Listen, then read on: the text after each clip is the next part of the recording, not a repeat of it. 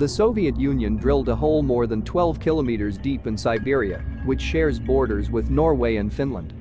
The project to drill into the Earth's surface began in the 1970s when Soviet scientists wanted to learn more about the Earth's crust.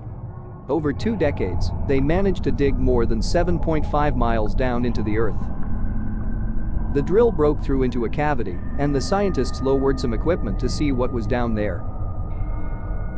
An extremely heat-tolerant microphone, along with other sensory equipment, were lowered into the well. The temperature was about 1,100 degrees centigrade, about 2,000 degrees Fahrenheit. But the real shocker was the disturbing sound that was recorded. They only got about 17 seconds of audio before the microphone melted, but it was 17 horrifying seconds of the screams of the damned. The screams of the hell.